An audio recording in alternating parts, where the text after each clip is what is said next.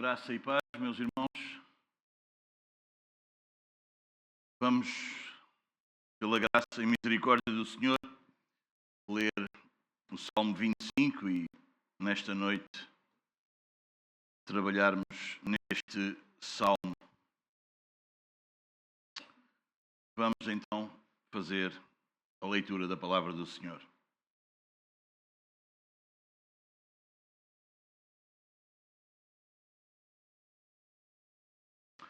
A ti, Senhor, elevo a minha alma. Deus meu, em ti confio. Não seja eu envergonhado, nem exultem sobre mim os meus inimigos. Com efeito, dos que em ti esperam, ninguém será envergonhado. Envergonhados serão os que sem causa procedem traiçoeiramente. Faz-me, Senhor, conhecer os teus caminhos e ensina-me as tuas veredas. Guia-me na tua verdade e ensina-me, pois tu és o Deus da minha salvação, em quem eu espero todo dia. Lembra-te, Senhor, das tuas misericórdias e das tuas bondades, que são desde a eternidade. Não te lembres dos meus pecados da mocidade, nem das minhas transgressões. Lembra-te de mim segundo a tua misericórdia, por causa da tua bondade, ó Senhor. Bom e reto é o Senhor. Por isso, aponta o caminho aos pecadores, e aos humildes na justiça, e ensina aos mansos o seu caminho. Todas as veredas do Senhor são misericórdia e verdade, para os que guardam a sua aliança e os seus testemunhos. Por causa do teu nome, Senhor, perdoa a minha iniquidade, que é grande.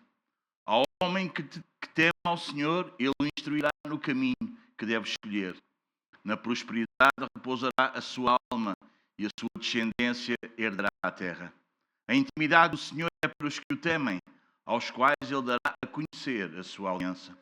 Os meus olhos se elevam continuamente ao Senhor, pois ele me tirará os pés do laço. Volta-te para mim e tem compaixão, porque estou sozinho e aflito. Alivia-me as tribulações do coração, tira-me das minhas angústias. Considera as minhas aflições e o meu sofrimento e perdoa todos os meus pecados. Considera os meus inimigos, pois são muitos, e me abominam com ódio cruel. Guarda-me a alma e livra-me. Não seja eu envergonhado, pois em ti me refugio. Preservem-me a sinceridade e a retidão, porque em ti espero. Ó Deus, redima Israel de todas as suas tribulações. Amém. Até aqui a palavra do Senhor. Vamos ter mais uma breve oração, meus amados. Nosso Pai, tu que és santo, mais uma vez nós elevamos a nossa alma a ti. Reconhecemos, Senhor, que sem a tua graça nada podemos fazer. Abre o nosso entendimento para compreendermos a tua palavra nesta noite mais uma vez. Inclina o nosso coração para lhe obedecer e guia-nos na tua verdade, Senhor. Que Cristo seja exaltado nesta mensagem. Senhor, que os pecadores sejam conduzidos ao arrependimento e que a tua igreja seja edificada para a glória do teu nome. Oramos no nome do Senhor Jesus e todos podemos dizer amém. Podem ficar sentados, meus amados. Que salmo maravilhoso.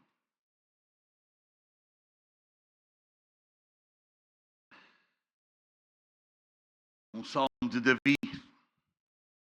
Não sabemos exatamente qual o momento da vida de Davi que ele escreveu este salmo. Mas quando nós atentamos para o texto, nós percebemos que ele estava a viver um período talvez de oposição, de alguma aflição, angústia, uma luta espiritual, que ele também tinha uma profunda consciência do pecado. Aqui Davi percebe-se que ele já era um homem experiente. Ele já tinha conhecido vitórias, derrotas, perseguições, já tinha também aprendido a lidar com a disciplina divina. Agora Davi aproxima-se de Deus, não se aproxima de Deus como um herói, mas antes, pelo contrário, ele aproxima-se como um pecador, como tu e eu, dependentes da sua graça. Esta é já, antes de todas, uma das primeiras lições que nós podemos aprender com Davi e com este salmo que ele escreveu. Quanto mais nós amadurecemos, nós percebemos aqui que Davi já era um homem maduro. Quanto mais Davi amadurecia espiritualmente, menos ele confiava nele mesmo. Isso acontece com todos nós. Amém, meus amados? Deixem dar-vos aqui um pouco do contexto literário deste salmo. Este salmo é um salmo acróstico. Quantos se lembram o que é acróstico? Vocês já não lembram isso? Vocês lembram-se quando falámos do salmo 119? Lembram-se? Ok? Acróstico é uma composição poética que em cada versículo ou num grupo de versículos que eles começam com uma letra do alfabeto hebraico e fazem isso sucessivamente. Ok? Por exemplo, no Salmo 25, o primeiro versículo começa com a primeira letra, Aleph, e o segundo com Bet, o terceiro com Gimel, e assim sucessivamente. Vocês lembram-se de nós vermos isto no Salmo 129? Nem se lembram disso ou não? Ok? Há outros salmos acrósticos, inclui, deixem-me dar-vos aqui o número deles. O Salmo 9 é assim, o Salmo 10, o Salmo 34, o 37, o 111, o 112, o 119, como eu já vos disse, e o 145. Porquê é que Davi teria escrito, né? Porquê é que Davi escreveu este salmo de forma, não é, em acróstico? Porquê? Em primeiro lugar, acho que não é difícil de nós percebermos. Para facilitar o quê? A memorização, para decorar. Lembram-se? Os 5 pontos, a tulip em inglês, T-U, não é? Vocês entendem? É mais fácil de decorar, não é? Precisamos perceber o contexto da cultura de Israel. Era uma cultura que aprendia muito de forma oral, de ouvir. Muitos aprendiam as escrituras, a maior parte, talvez, ou muita gente aprendia a escritura de ouvir. As pessoas não sabiam ler, não é? Então o acróstico funcionava como um recurso pedagógico, não é? Que ajudava o povo a decorar a palavra, e neste caso a decorar o salmo. Era tipo como se fosse um alfabeto da fé, não é? Da primeira à última letra. Assim a verdade de Deus era gravada na memória, não é? E as pessoas decoravam. No Salmo 119:11, um versículo muito conhecido nosso, diz: guarda, não é? Guardo no coração as tuas palavras para não pecar contra ti. Ok? Deus não quer apenas que a sua palavra seja lida. Ele quer que a sua palavra seja guardada no nosso coração. Porque nós já sabemos que a nossa boca fala do que o nosso coração está cheio. Não é? Também, não só para memorizar, mas para transmitir a ideia de totalidade. Na literatura hebraica, usar o alfabeto inteiro simbolizava o quê? Plenitude. Era como alguém dizer, da primeira à última letra, toda a minha vida pertence ao Senhor. No Salmo 25, nós vemos que Davi entrega a Deus a sua confiança, os seus medos, os seus pecados, as suas decisões, a sua esperança. Nada fica de fora, nada. É uma entrega completa, uma entrega total. Também serve para mostrar que Deus governa toda a sua vida. Por isso Davi escreve desta maneira. Reparem que o acróstico, ou o alfabeto, não é? Mostra para nós o quê? Ordem. Não é? Eu às vezes vejo estar a ensinar o Mateus, não é? E ele ensina sempre da mesma ordem. É mais fácil ele aprender. Ele sabe as 50 perguntas do catecismo. Porquê?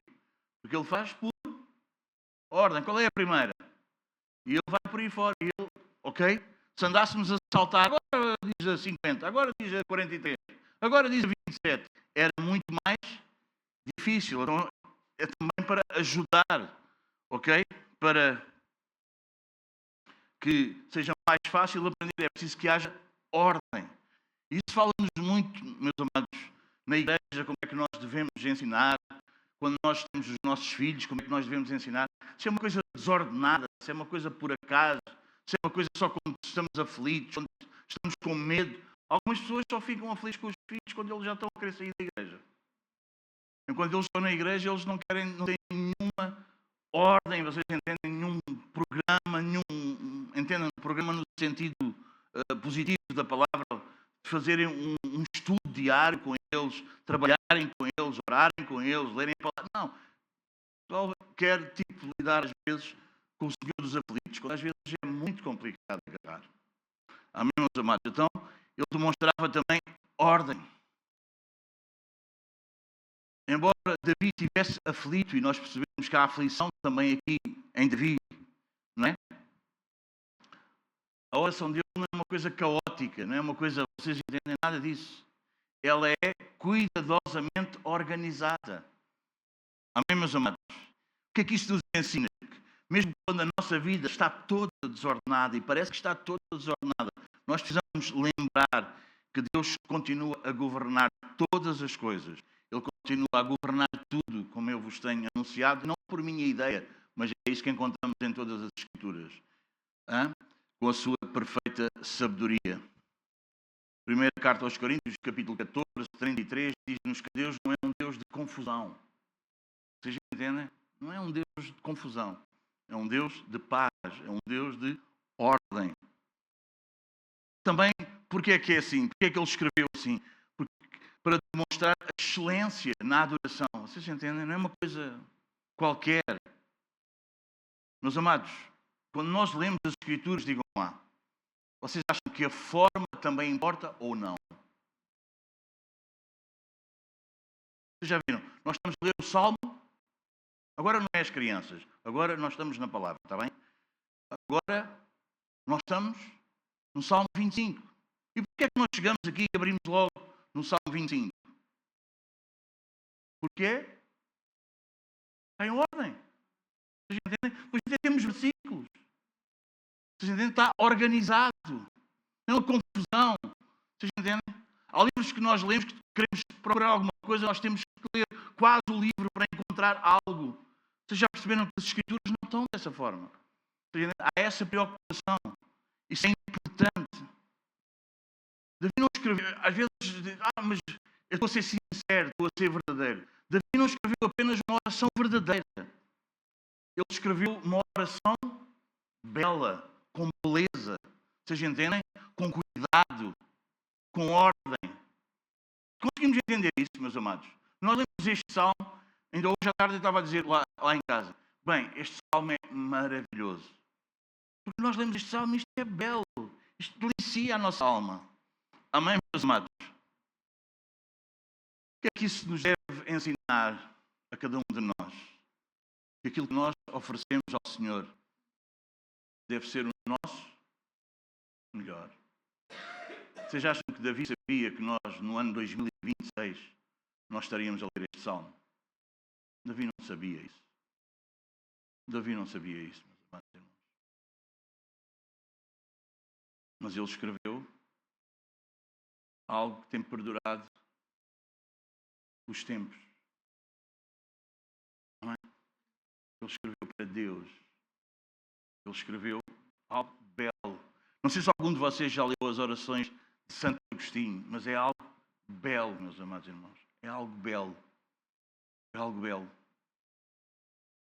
Se vocês quiserem comprar esse livro, vão à Casa da Moeda, está lá em português. Okay? A melhor tradução é em português. E é um livro belo, meus amados. Não é? E aquele homem escreveu as orações. Ele estava a escrever para Deus, não para que fossem lidas.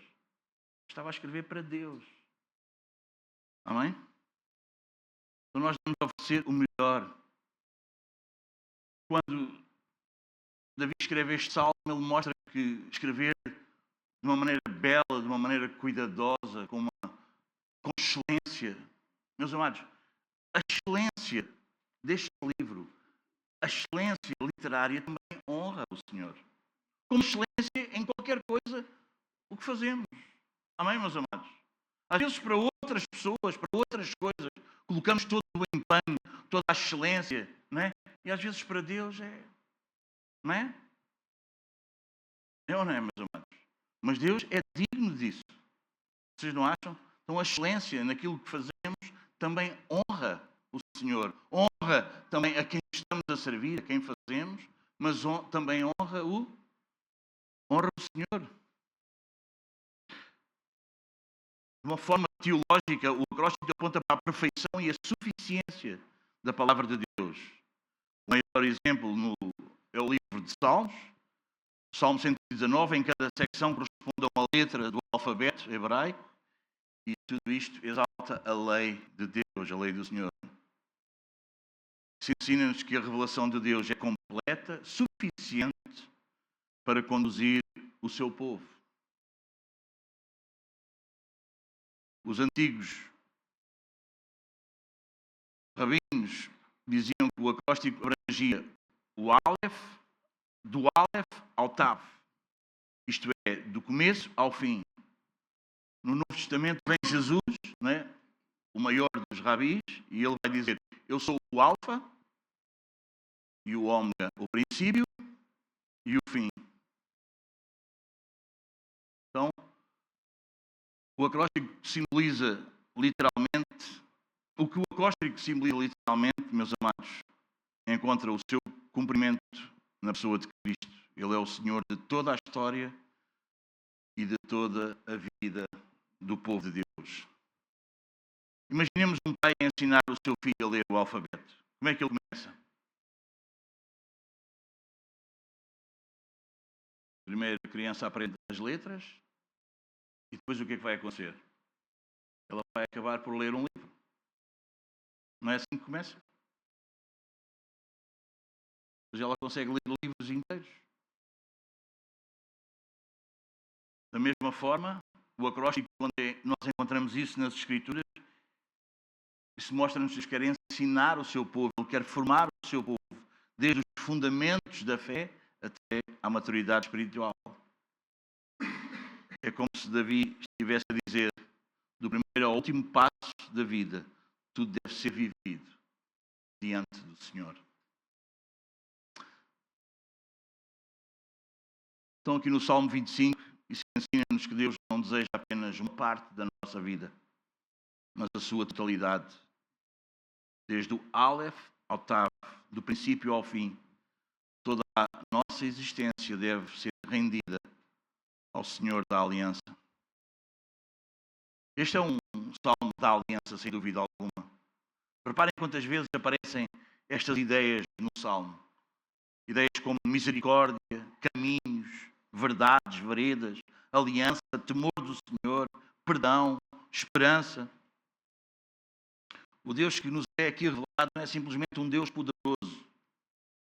É o Deus que entra num relacionamento com o seu povo.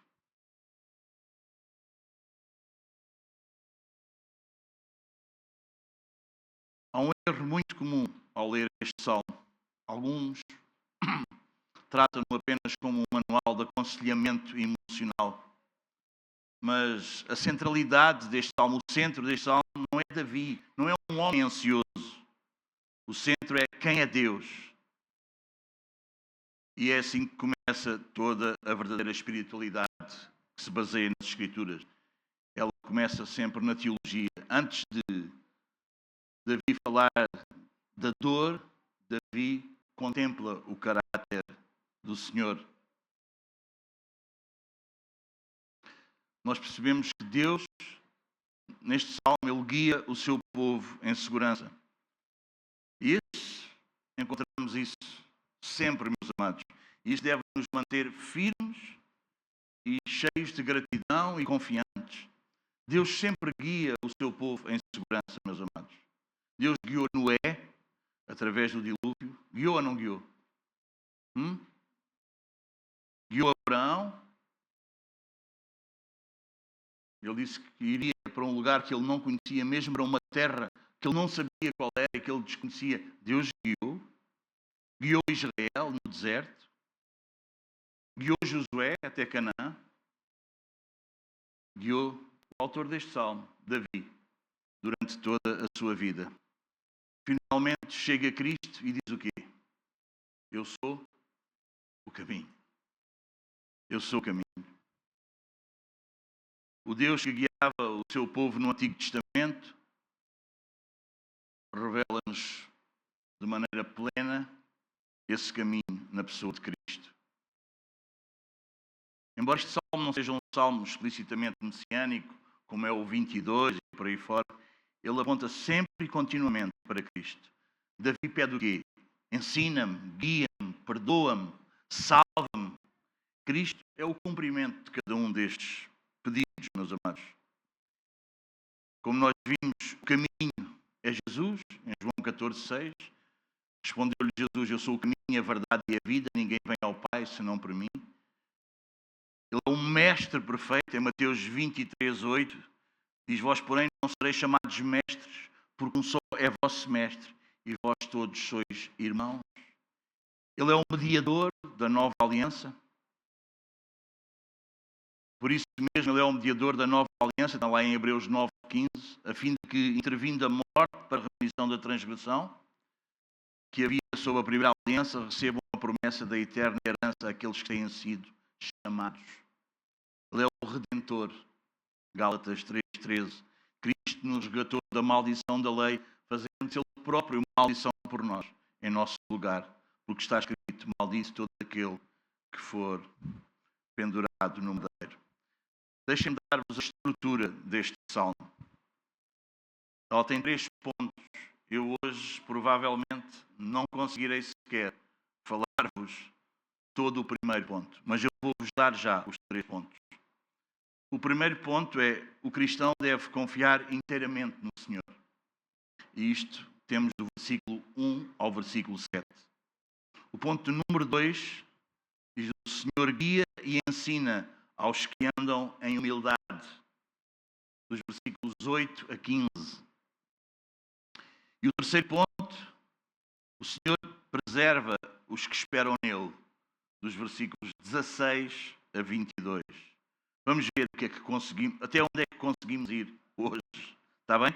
O cristão deve confiar inteiramente no Senhor. O salmo começa no versículo 1. A ti, Senhor, elevo a minha alma. O verbo hebraico nasa significa levantar, erguer, carregar. O que Davi está a dizer é, toda a minha vida está a ser colocada diante de Deus. Aqui a palavra alma, nespes, não significa apenas a parte espiritual do homem. Ela representa a mente, a vontade, as emoções, os desejos.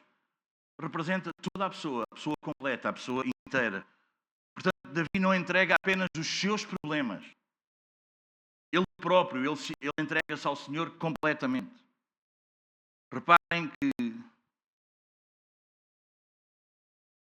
Reparem, vamos ver primeiro o que Davi não faz. Que às vezes tu e eu fazemos. Reparem o que Davi não faz. Davi não começa a reclamar. Pois não? Ele não começa a reclamar. Alguma coisa que às vezes nós fazemos. Outra coisa que nós fazemos, argumentar. Nós somos muito bons a argumentar. Se nós fôssemos tão bons a obedecer como nós somos a argumentar, oh, meus amados.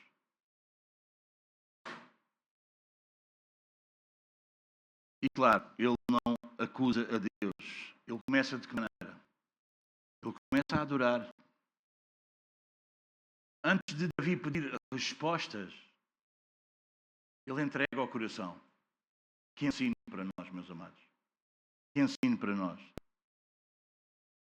Esta deve ser a ordem de um homem, de uma mulher que é maduro espiritualmente. Esta deve ser a ordem da verdadeira espiritualidade. Amém, meus amados? Antes de nós pedirmos respostas, nós devemos olhar para nós e ver se nós já entregamos o coração.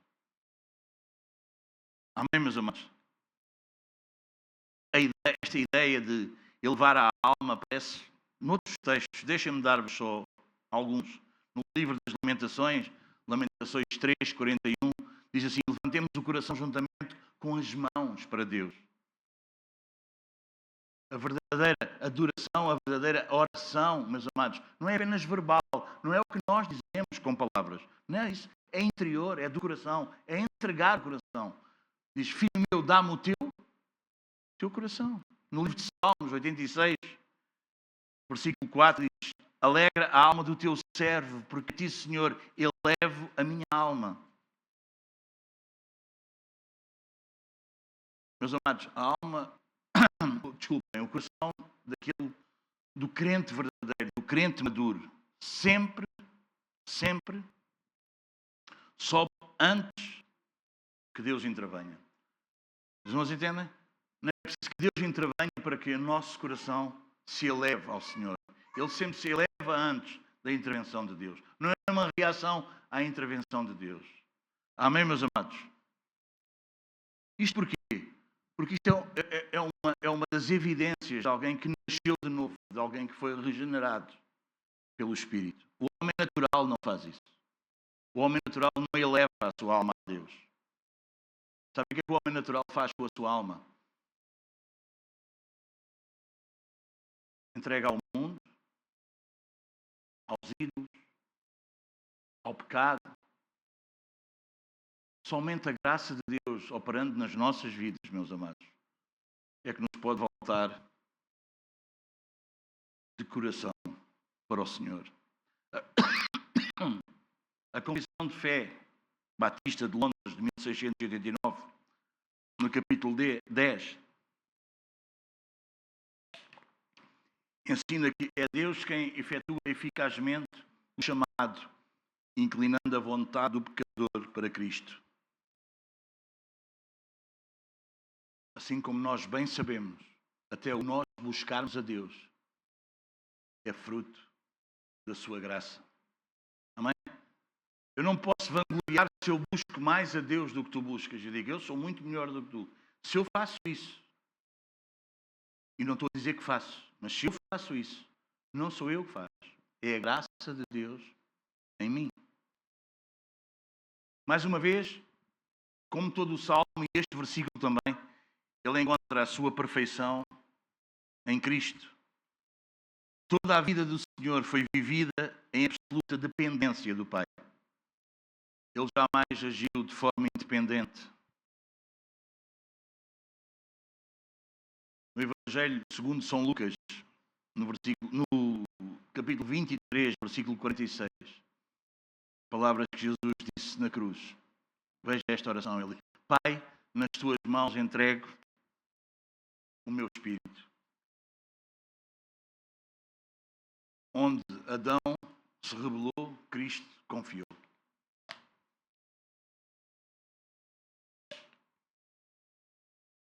Onde tu e eu muitas vezes hesitamos, Cristo entregou-se completamente, meus amados. Imaginem, deixem-me dar-vos uma ilustração. Imaginem um alpinista preso por uma corda ao seu guia.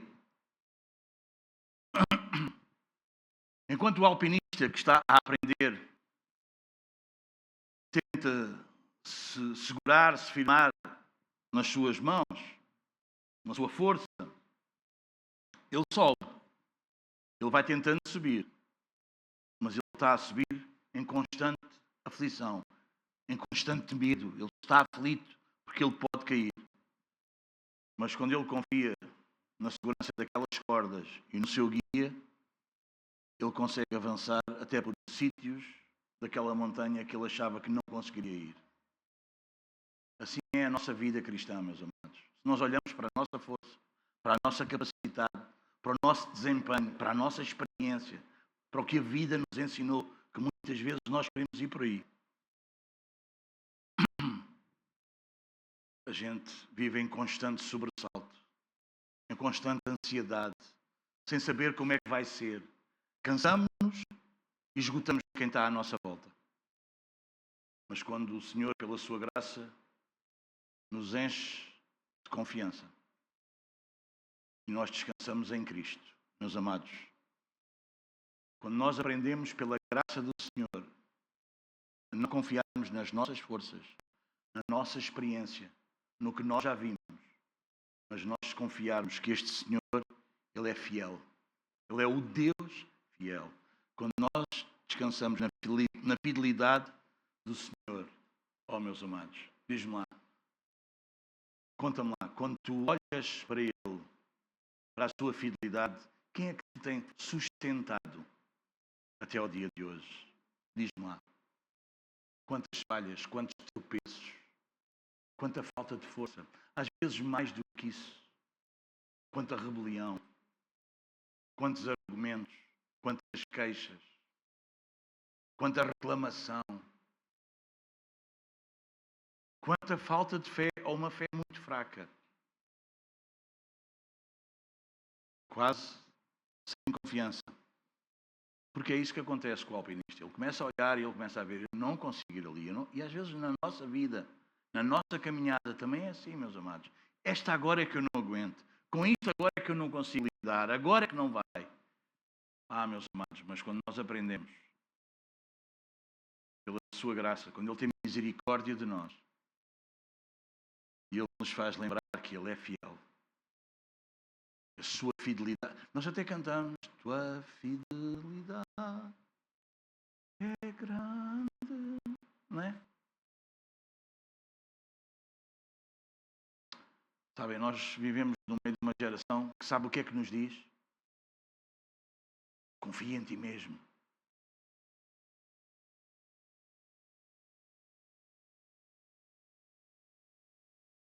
E sabem como é que esta geração está, não sabem? Sabem ou não sabem? Esgotada, cheia de medicação, consultórios cheios, atulhados, de gente que faz negócio, e grande negócio, o maior negócio. O maior negócio, meus amados, é a doença. Os laboratórios ganham dinheiro sem fim. Não é, meus amados? Diz, confia. A Bíblia ensina precisamente o contrário. Repare o que é que Davi diz. Elevo a minha alma ao Senhor. Enquanto o mundo exalta a autoconfiança, sabe o que é que o Evangelho do nosso Senhor Jesus Cristo faz em nós? Sabe o que é que Ele produz em nós? Dependência. E é isso que mexe com o ego humano. É isso que o homem natural não aguenta. O homem natural não aguenta nós dizermos, eu sou o que sou, mas não é por mim, é Deus. Eu estou aqui, eu faço o que faço, e as minhas forças, e a minha saúde, e isto, e aquilo, e o outro. Olha, vocês estão a me elogiar, mas não tem nada a ver comigo. Tem a ver com Deus. Isso não aguenta. O homem natural não aguenta. Meus amados, se há alguma coisa que o Evangelho do nosso Senhor Jesus Cristo produz em nós, é dependência. Do primeiro ao último instante. Louvado seja o nome do Senhor. Bem-aventurado é o homem, é a mulher, é a criança, é o jovem que entende estas coisas. Bem-aventurado, irmãos. Ouçam, tu podes estar aqui com muita idade e não teres grande maturidade espiritual. E pode estar aqui alguém mais novo na fé, mais novo na idade e tem mais maturidade espiritual. Isso acontece, irmãos. A idade não quer dizer, por eu ser mais velho, que eu não quero dizer, meus amados, nada disso. Mas uma coisa nós podemos aprender. A verdadeira maturidade espiritual consiste em nós cada vez precisarmos mais de Deus. Percebeste isso? Não consiste em cada vez eu precisar menos de Deus. Eu agora já consigo me safar, agora eu não preciso de Deus. E alguém acha, bom, então eu agora já sou mais espiritual. Não, é precisamente o contrário. Se tu achas que consegues ir fazendo coisas sem Deus, isso só quer dizer que tu és muito pouco espiritual. A tua espiritualidade está ao nível baixíssimo. Baixíssimo. A verdadeira maturidade espiritual, sermos maduros espiritualmente, é quando nós entendemos, quando nós conseguimos discernir, reconhecer que dependemos dele, que dependemos do Senhor para tudo. Para tudo. Meus amados, deixem-me dar-vos algumas referências bíblicas para sustentar o que eu vos acabei de dizer. Provérbios, capítulo 3.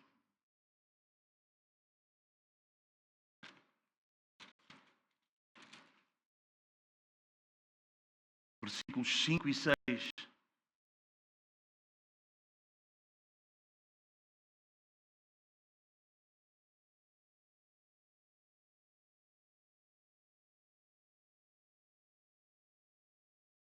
Deixa-me ir até do 1 ao 6. Pode ser? Nós vamos mesmo devagar hoje. Quando chegar a hora, nós depois para a semana, querendo o Senhor, nós avançamos. Do versículo 1 ao 6, ao 7. Pode ser? Filho meu, não te esqueças dos meus ensinos. E o teu coração guarde os meus mandamentos, porque eles aumentarão os teus dias e te acrescentarão anos de vida e paz.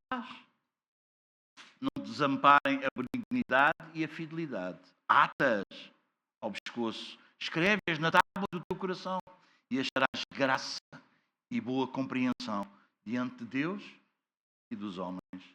Confia no Senhor de todo o teu coração e não te estribes ou não te apoies no teu próprio entendimento.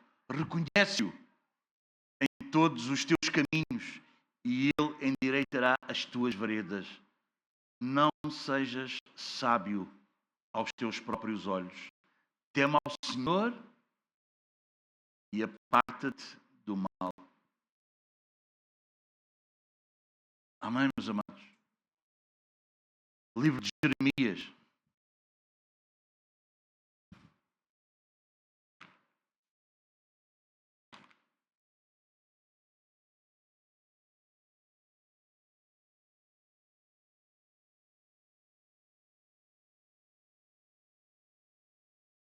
Versículos 5 a 8. 17, Jeremias 17, 5 a 8. Olha o que nos diz a palavra do Senhor. Assim diz o Senhor. Maldito o homem que confia no homem, que faz a carne mortal o seu braço e aparta o seu coração do Senhor, porque será como o arbusto solitário no deserto e não verá quando vier o bem. Antes morará nos lugares secos do deserto, na terra salgada e inabitável. Em contraste, bendito o homem que confia no Senhor e cuja esperança é o Senhor, porque ele é como uma árvore plantada junto às águas, que estende as suas raízes para o ribeiro e não ceia quando vê o calor, mas a sua folha fica verde e no ano de sequidão não se perturba, nem deixa de dar fruto. Um bocadinho atrás, Isaías, versículos 26, capítulo 26, desculpem, versículos 13 e 4.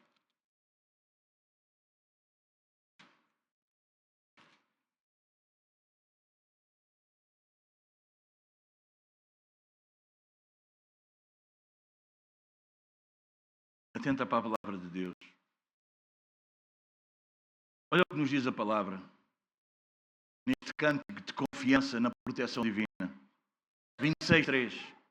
Tu, Senhor, conservarás em perfeita paz aquele cujo propósito é firme, porque ele confia em ti. Confiai no Senhor perpetuamente, porque o Senhor Deus é uma rocha eterna. Amém, meus amados?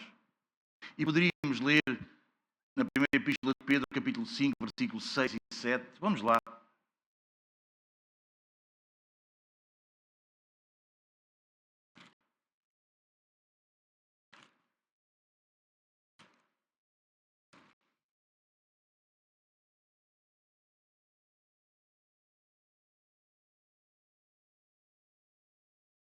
Humilhai-vos, portanto, sob a poderosa mão de Deus, para que Ele em tempo oportuno vos exalte, lançando sobre Ele toda a vossa ansiedade, porque Ele tem cuidado de vós.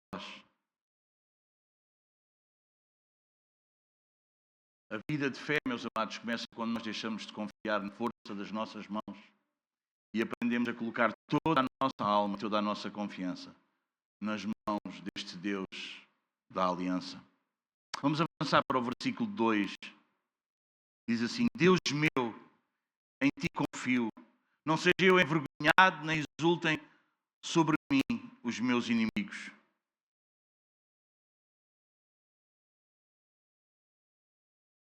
Davi começa este versículo com uma das mais belas declarações de fé que nós podemos encontrar nas Escrituras. Nós já tocamos isto no outro salmo. Ele diz o quê? Deus,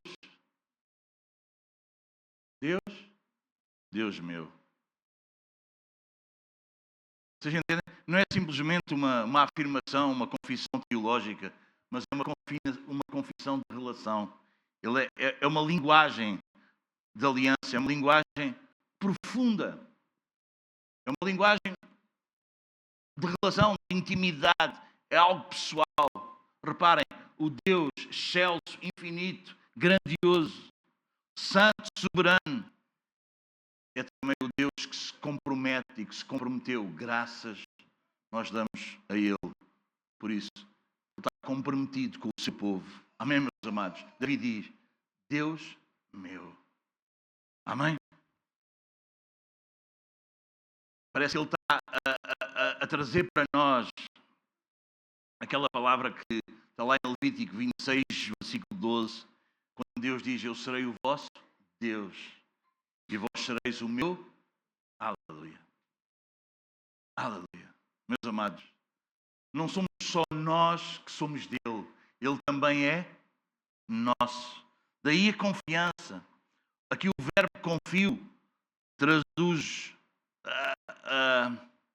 o hebraico que diz batá, que significa apoiar-nos completamente, descansarmos em segurança. Tem a ideia de nós dependermos, mas de uma dependência sem reservas. Dependemos totalmente. Percebem? Não é aquela ideia hoje das pessoas terem uma confissão positiva. Vamos falar positivamente para acontecer, para ver se acontece. Não é nada disso. Não é uma confiança superficial. Nada disso. É uma confiança de alguém que descansa, que repousa completamente toda a sua vida em Deus. Amém? De seguida, Davi vai fazer um pedido. Ele diz, não seja eu envergonhado. Na cultura do Antigo Oriente, a vergonha era mais do que um sentimento, meus amados. Significava uma derrota pública, uma desonra, uma humilhação. Davi ora e ele pede ao Senhor para que a sua confiança nele não resulte num fracasso diante dos seus adversários. Por fim, ele mesmo vai acabar por acrescentar, nem exultem sobre mim os meus inimigos. A preocupação de Davi, reparem, meus amados, não era uma preocupação pessoal com ele mesmo. Como é que Davi pensava? Davi pensava, se os seus inimigos triunfassem, seria uma zombaria. Não apenas dele, mas eles iriam zombar do próprio Deus. Iriam gozar do Deus em quem ele confiava. Reparem, meus amados, a honra do servo está sempre ligada à honra do seu Senhor. Os irmãos entendem, meus amados? Amém? Nunca tenhas problema com isso. Amém?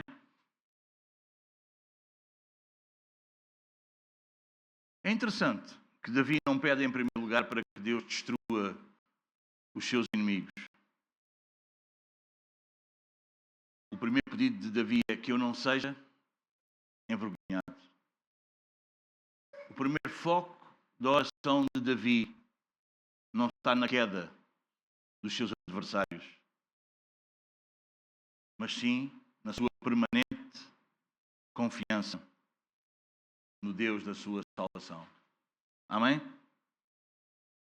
Este é um princípio importante para nós, vocês não acham?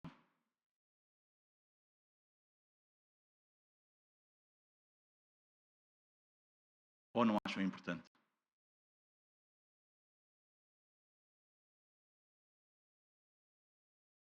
que é que tu preocupas mais? O que é que tu achas mais importante? A glória de Deus?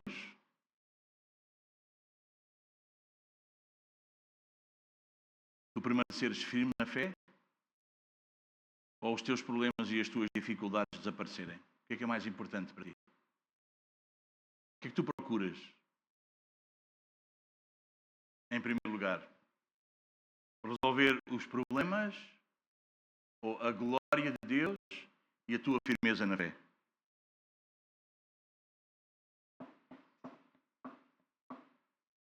Meus amados, se nós quisermos ser honestos,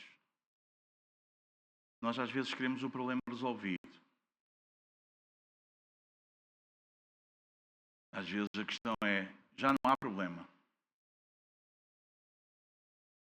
E nem passa pela nossa cabeça. Se nós estamos firmes na fé, se o que estamos a fazer tem a ver com a palavra, se nós estamos a confiar em Deus, vocês entendem? E se nós estamos minimamente, só lembramos, nem vale a pena pôr a palavra preocupada, é nós lembramos da glória de Deus nisto?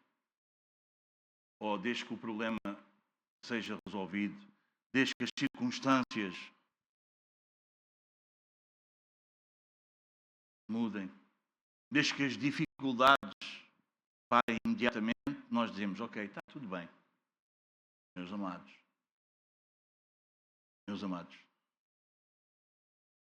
não é isso que as Escrituras nos dizem. Que nós devemos buscar em primeiro lugar. Amém? Gostava que eu já fiz isso, posso voltar a fazer. Mas eu gostava que o Espírito de Deus te levasse a refletir sobre isso nesta noite. O que é prioridade para nós? Dificuldades imediatamente ultrapassadas? Ou a glória de Deus e a minha firmeza na fé?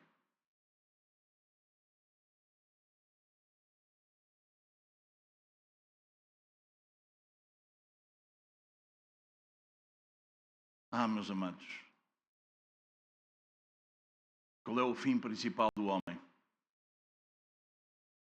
Qual é? Glorificar a Deus e gozá-lo para sempre. Não é? Porque é por isso que nós existimos. Não é para as dificuldades desaparecerem. Amém, meus amados?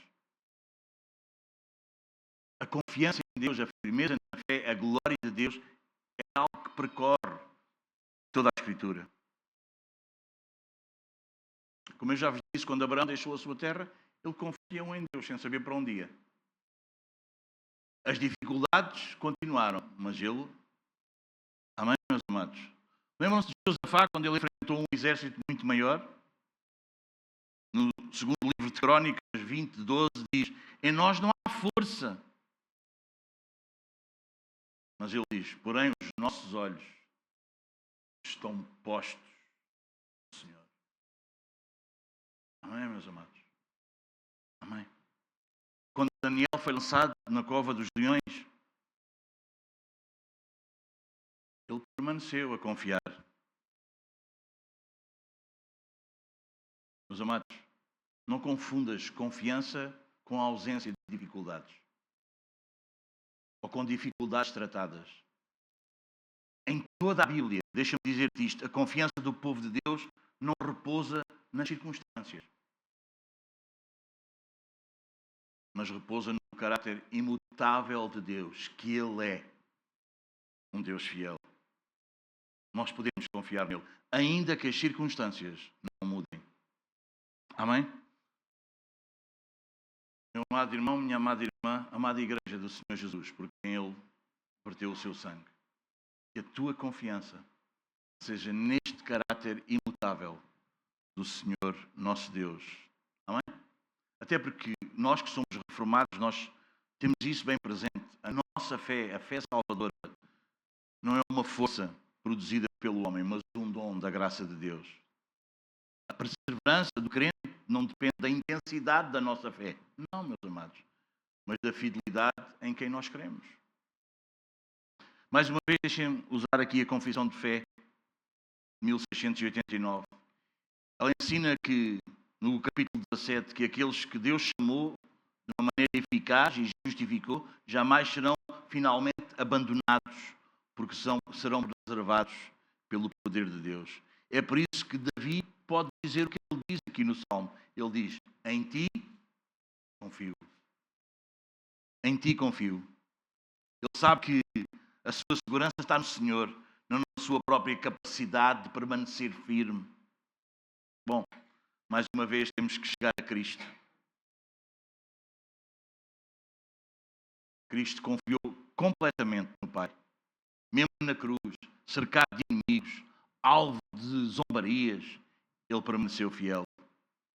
Reparem o que os líderes religiosos disseram para Jesus. Confiou em Deus? Então, venha livrá-lo agora. Está lá em Mateus 27, 43. Aparentemente, parece que Cristo foi envergonhado, não é verdade? Mas sabem uma coisa? A ressurreição mostrou que o Pai jamais abandona aqueles que confiam nele. Aquilo que parecia uma derrota, tornou-se na maior vitória da redenção. Por causa disso mesmo, todos aqueles que estão unidos a Cristo podem ter esta mesma certeza, meus amados. Jamais nós seremos envergonhados no juízo final. Nós aprendemos isso no retiro, lembram-se?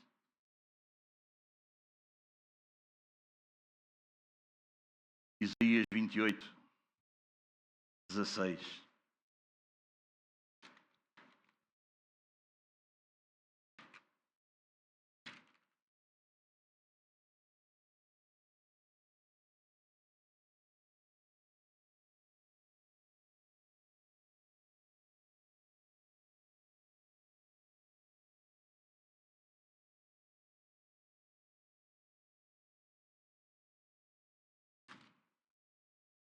Desculpem que eu estava aqui enganado no versículo.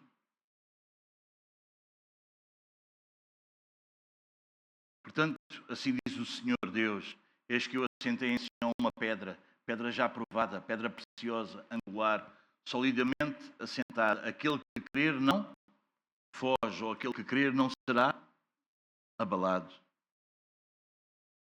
Um bocadinho mais à frente, Isaías 49.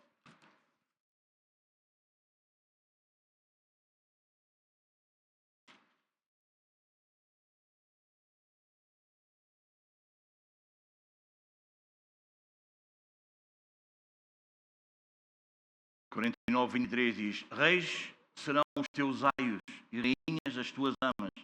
Diante de ti se inclinarão com o rosto em terra e lamberão o pó dos teus pés. Saberás que eu sou o Senhor e que os que esperam em mim não serão envergonhados. Romanos 10, 11 diz: todo aquele que nele crê não será confundido. A epístola de Pedro 2,6 diz que nele crer não será confundido. Hebreus 13,6 diz: o Senhor é o meu auxílio. Na altura da reforma protestante, Martinho Lutero foi convocado à dieta de Worms. E humanamente falando, tudo indicava a sua derrota naquele dia. Diante do imperador e das maiores autoridades religiosas da época, ele parecia estar sozinho. Mas mesmo assim, ele declarou isto, quando eles estavam a dizer para ele negar a Cristo. Ele responde: a minha consciência está cativa à palavra de Deus. Aos olhos do mundo, naquele dia, ele parecia um homem derrotado. Mas sabem uma coisa? Deus transformou aquele momento num marco incrível da história da Igreja. Amém? Por causa disso, nós hoje estamos aqui, meus amados. Por causa disso, nós hoje estamos em Cristo. Porque às vezes, nos momentos que parece a maior derrota, Deus faz deles a maior vitória. Porque Ele é de confiança. Jamais seremos envergonhados. Louvado seja o nome do Senhor. Meus amados, quem confia no Senhor pode até parecer vencido por um tempo, mas jamais ele será vencido no juízo final. Louvado seja o nome do Senhor. Deixa-me aplicar este versículo às nossas vidas, à tua e à minha. Talvez tu ou eu possamos estar a enfrentar um tempo menos bom. Oposição, injustiça, alguma perseguição, crises familiares, enfermidades, dúvidas, dívidas, sei lá. As circunstâncias podem estar a querer nos sugerir que Deus nos abandonou e que nós estamos a passar por um tempo em que nós estamos a ser envergonhados, humilhados. Sabem uma coisa? Quando nós atentamos para a palavra do Senhor, nós vimos que ela nos diz precisamente o contrário. A vergonha definitiva, sabem quem é que pertence? Aos que rejeitam o Senhor, não aos que confiam no Senhor. O diabo tenta nos enganar. Estás a ver uma vergonha, olha a humilhação que estás a passar, olha isto, olha aquilo. Porque ele sabe que no final, meus amados, é ele e todos aqueles que não confiam no Senhor que serão envergonhados. Quando ele se levantar para dizer, estás a ver que vergonha, diz-me, tu é que vais ser envergonhado. Não. Eu confio no Deus da minha salvação. Eu confio no meu Deus. Porque o meu Deus é de caráter imutável. Ele não muda. Ele é o mesmo. A pergunta que nós devemos fazer, meus amados, não é que fé forte eu tenho. Ou é uma fé fraca. Não, meus amados. É qual é o Deus em quem eu confio. Se é um Deus da minha imaginação, se é um Deus de que eu gostava que fosse assim, então talvez eu vou ser envergonhado. Mas se é o Deus das Escrituras, Senhor, confio em Ti. Tua palavra diz isto. Tua palavra me garante isto. Amém, meus amados? Os que confiam no Senhor Jesus podem passar por humilhações. Sabes uma coisa? Esses que passam por humilhações aqui, por vergonhas aqui, olha que eles vão ser honrados lá naquele dia. Olha que eles vão ser honrados lá.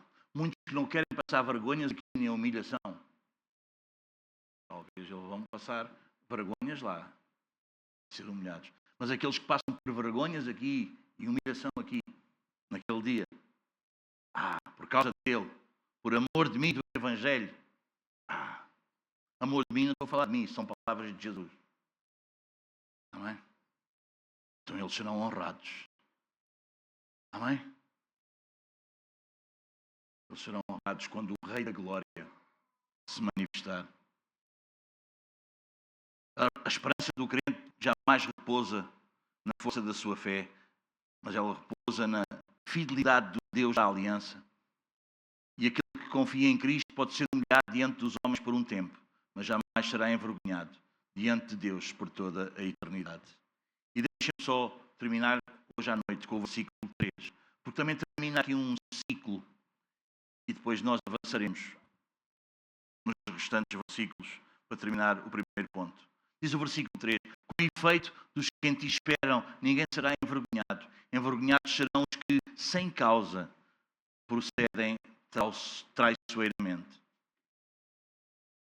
Reparem, há uma mudança aqui, há ou não há? Primeiro, Davi está a falar dele próprio, mas ele já está a ir mais além aqui, está ou não está? Ele já não está a falar apenas de si mesmo, ele já está a falar de forma universal. Ele diz, dos que em ti esperam, ninguém será envergonhado. Então o que é que Davi está aqui a mostrar-nos a nós? Que um princípio, que uma experiência pessoal dele com Deus, agora ele transforma isso no quê? Num princípio espiritual. No versículo anterior, o que é que ele nos tinha dito? Em ti confio. Agora ele amplia essa verdade, ele aumenta essa verdade. É mais abrangente, ele diz, todos que esperam em ti jamais serão envergonhados. A palavra hebraica para esperam, que é Kavan, não sei se é bem assim que se diz, ela significa muito mais do que esperar, tipo uma passagem de tempo, esperar que o tempo passe, é muito mais do que isso. Ela significa esperar com esperança, ela traz essa ideia, aguardar com perseverança, confiar pacientemente, permanecer firme porque se conhece o caráter daquele que prometeu. É a imagem, reparem, é a imagem de alguém que permanece firme porque conhece o caráter daquele que prometeu. Vocês entendem? Vocês percebem? Amém? Vocês sabem? Aquelas crianças que foram abandonadas ali, perto da Alcácer do Sal, elas confiavam nos pais, naquele casal. Eles disseram, vamos fazer uma brincadeira. Taparam os olhos e como se eles estivessem à procura de um brinquedo, era um jogo. E eles ficaram lá perdidos. Mas isso é precisamente o oposto do Senhor nosso Deus. Vocês entendem? Nós podemos confiar inteiramente. Ele não é como um homem. Como um homem caído, muito menos. Não, meus amados. Não.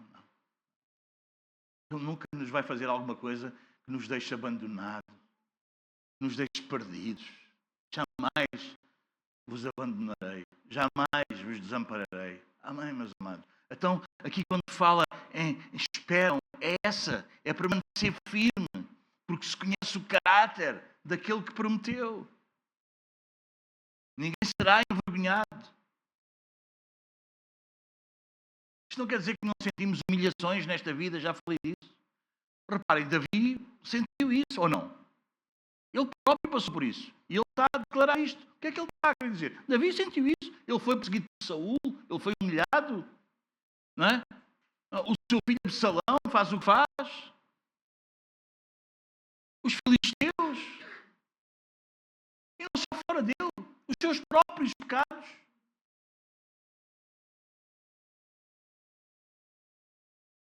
O que nós percebemos pela vida de Davi, que representa a nossa vida, ó meus amados, é que a sua confiança em Deus nunca terminou num fracasso definitivo. Não porque ele fosse bom, ou tu ou eu consigamos ser aquela coisa. Não. Sabem porquê? Porque como acontece contigo e comigo, aconteceu com Davi. Deus o sustentou. Quando os outros o envergonhavam, quando os outros o humilhavam, quando ele próprio foi uma vergonha, Deus o sustentou. Que Deus incrível. Amém, meus amados? A promessa não é a ausência destas coisas. A promessa de Deus não é a ausência de sofrimento. A promessa é a ausência de uma derrota final. Isso sim. Jamais seremos envergonhados.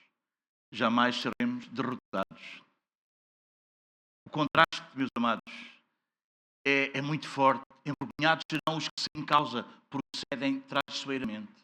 Há apenas dois grupos. Os que esperam em Deus e os que vivem em rebelião contra Deus.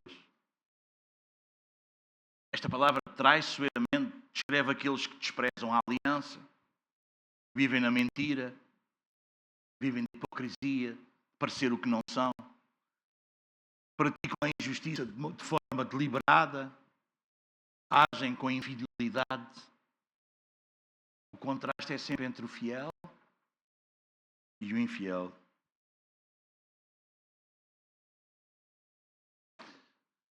Davi está a ensinar aqui um princípio da aliança. Na teologia do Antigo Testamento, meus amados, existem sempre dois caminhos, ou não? O caminho do justo e o caminho do ímpio.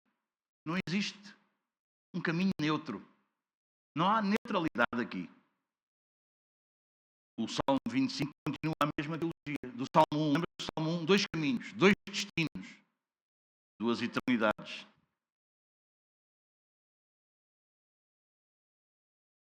Toda a Escritura fala disto. No livro de Isaías 40, 31 diz: os que esperam no Senhor renovam as suas forças.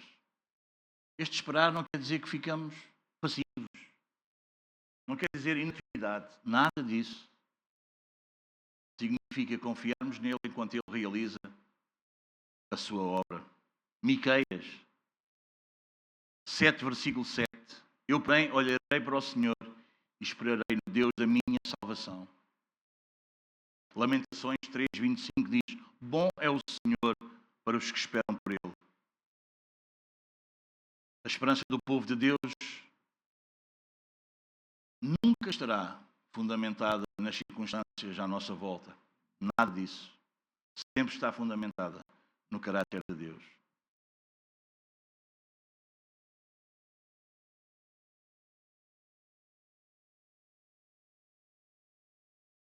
A nossa esperança e a nossa confiança, meus amados, não é um sentimento otimista, como eu disse há pouco. Ela é uma certeza objetiva e baseada em factos concretos. Na eleição do Pai, na obra consumada do Filho e na preservação do Espírito Santo. Deixem-me dar-vos mais um ponto da Confissão de Fé, de 1689. Diz que os santos perseveram porque Deus os preserva. A nossa esperança não depende da constância, de sermos constantes. Não depende da constância do nosso coração. Depende da fidelidade do Deus, da aliança. Pensem num agricultor. A Tina agora sabe bem isso. Ela teve a ter aulas. Depois de preparar a terra, ele lança a semente. Durante semanas não aparece nada. Parece que nada está a acontecer. A terra parece permanecer de forma aparente, está tudo igual. Mas o agricultor continua à espera.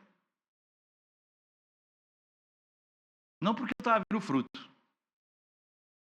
mas porque ele conhece as leis estabelecidas por Deus. Ele sabe que a colheita vai vir no tempo certo. Assim deve ser tu e eu. Deve ser todo o cristão. Nem sempre nós vemos imediatamente o agir de Deus. É verdade. É verdade. Mas o cristão maduro continua esperando. Porque conhece muito bem aquele que fez a promessa. Nós vivemos na cultura da rapidez. Respostas imediatas, soluções instantâneas, bênçãos rápidas. Mas sabe uma coisa, não sei se tu já percebeste isso, talvez tu já percebeste. Deus trabalha na espera, não é? Deus trabalha na espera. Sabes porquê? Porque é na espera que a nossa fé amadurece. Ele quer fazer de ti um crente maduro. É na espera que a nossa fé amadurece. Dá-te tudo ao teu filhinho, à tua filhinha, ao teu neto, à tua neta. Vai ser um bebê de 40 anos mimado. Que é só abrir a boca e está tudo ali. Um irresponsável. Alguém nada maduro. Mas é na espera que a nossa fé amadurece. O nosso orgulho é quebrado. Não é? Deus sabe fazer isso connosco. Sabe ou não sabe? Tem experimentado isso, não é? Se tens experimentado, tu és um filho de Deus. Porque Ele faz isso com todos os filhos. Deus trata, Deus disciplina a quem ama. E a disciplina na altura não é agradável. Não é para ninguém. Não vale a pena. Não é, meus amados. Mas devemos nos alegrar quando nós estamos a ser tratados, trabalhados pelo Senhor. É sinal que Ele nos ama, é amor. Ah, que bom que eu não sou um Esaú. Que bom que eu sou um Jacó. Que bom que Ele luta comigo. Que bom que Ele luta contigo, meus amados. Sentes essa luta? É isso. Ele a quebrar o teu orgulho. Sim, Ele faz isso. É na espera que a nossa dependência aumenta. É ou não é? Afinal a gente não consegue, afinal não é como nós pensávamos, afinal não conseguimos aquilo que nós tanto. Hã? Às vezes até parecia que estava mesmo ali e fugimos das mãos e a gente reclama, em vez de levar o nosso coração para o Senhor e dizer: Senhor, ok, eu sei quem Tu és, eu conheço-te. Que é nessa espera, meus amados, é nessa espera. Sabes porque é que Deus trabalha na espera e não no imediato? Porque é na espera que o nosso caráter é moldado. Nós ficamos mais parecidos com Cristo. Deixa-me dizer-te uma coisa. Meu querido irmão, minha querida irmã, pessoal mais novo, jovens, sei que vocês têm as vossas lutas. Esperar nunca é perder tempo. Às vezes parece, mas deixa-me dizer-te, só parece. Esperar nunca é perder tempo. É aprendermos com Deus que o tempo de Deus é perfeito. Aleluia. Aleluia. Aleluia. Aleluia. Amém, meus amados? Amém. Talvez nós teríamos feito de outra maneira. Talvez, em vez de ser salvo aos 27 anos, eu teria logo aos 6. O tempo de Deus é perfeito. Mas explicar isso à tia Josefina. Como explicar isso nos anos horríveis? Como explicar isso? Como explicar isso quando ela chegava ao trabalho, dobrava os joelhos e orava por mim? E ela vinha mesmo metida nas drogas. Como explicar isso? E os anos passavam e os meses passavam. Mas fazes. Esperar nunca me perda de tempo. Esperar, meus amados. Não sei o que é que tu esperas. Não sei o que é que está à espera. O que é que tu tens à espera na tua vida.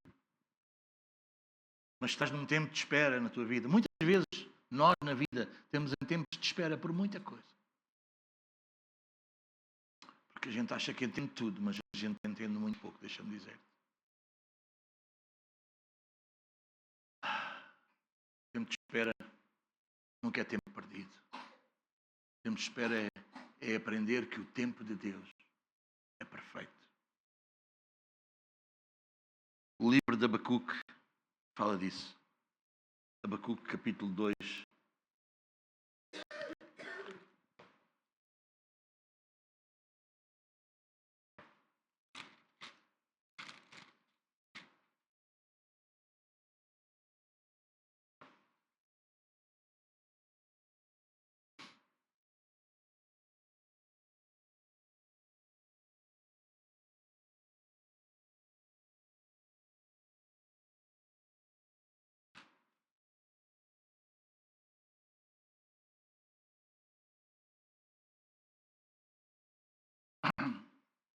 Abacuque acaba de interceder no capítulo 1, versículos 12 a 16.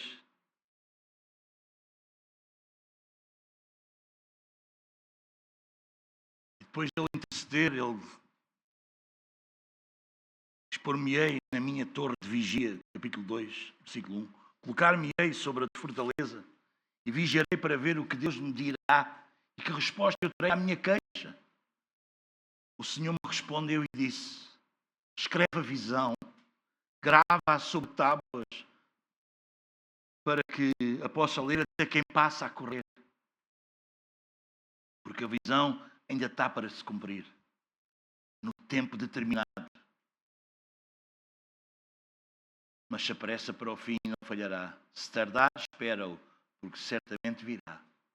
E não tardará. Isaías capítulo 30.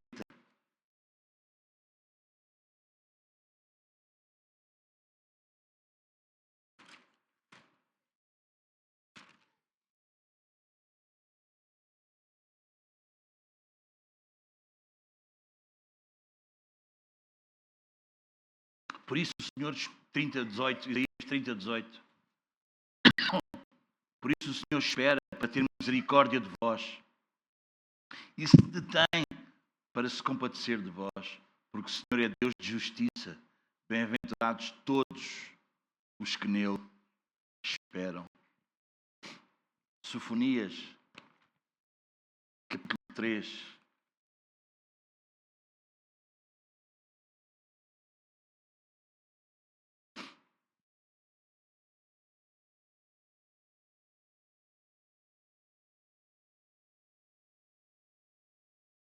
Versículo 8 diz: Esperai-me, pois, a mim, diz o Senhor, no dia que eu me levantar para o despojo, porque a minha resolução é juntar as nações e congregar os reinos, para sobre eles fazer cair a minha maldição e todo o furor da minha ira, pois toda esta terra será devorada pelo fogo do meu zelo. Vai haver o dia do Senhor. Romanos capítulo 8.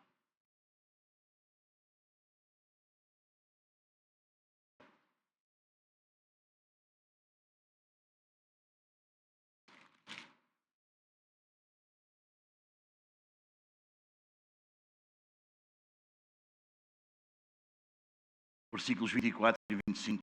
Porque na esperança fomos salvos. Ora, a esperança que se vê não é esperança, pois o que alguém vê, como espera. Mas esperamos o que não vemos, com paciência o aguardamos. E depois teria outras, podes pôr Hebreus 10, 35 a 37. Iago capítulo 5, versículos 7 e 8.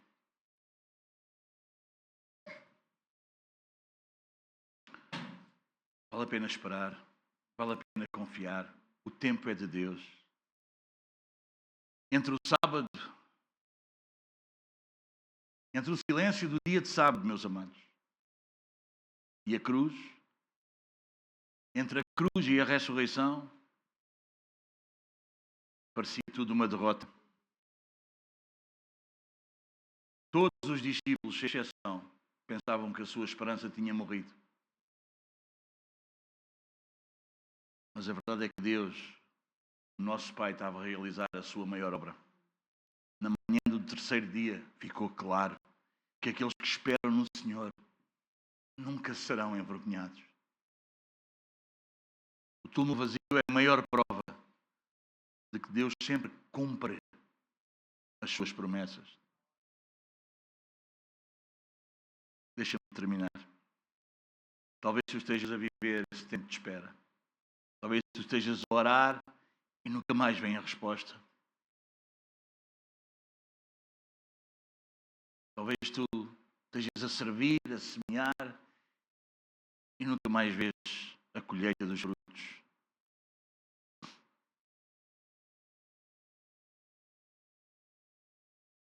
Permanece fiel. Permanece fiel. Enquanto tu vês os ímpios e os falsos crentes prosperarem, permanece fiel. Permanece fiel. Lembra-te, Deus não trabalha segundo o relógio da nossa ansiedade. Não. Deus sempre trabalha segundo a perfeição da sua vontade. Não é?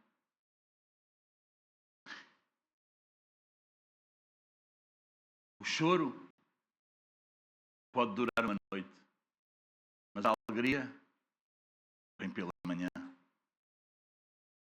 Quem espera pode até chorar durante a noite, mas jamais será abandonado por aquele que é fiel.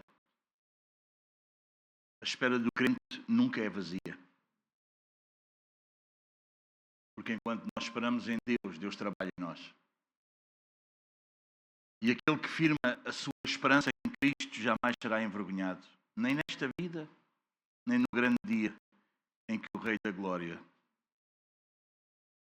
se manifestará. Para a semana, meus amados, iremos avançar, se o Senhor quiser. Amém? Eu sei que vão orar a seguir, mas eu gostava de terminar orando. E convidava-vos desde já a ficarmos de pé e orarmos juntos ao Senhor.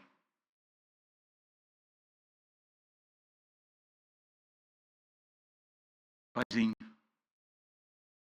Tu és santo. Nós te agradecemos pela tua palavra. Palavra que nós ouvimos nesta noite, que nos ensina a levar a nossa alma até ti, a confiarmos nas tuas promessas, a esperarmos na tua fidelidade.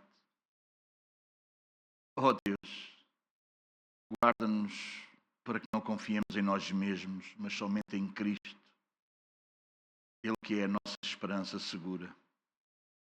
Senhor, ensina-nos a viver pela fé, a perseverar na espera,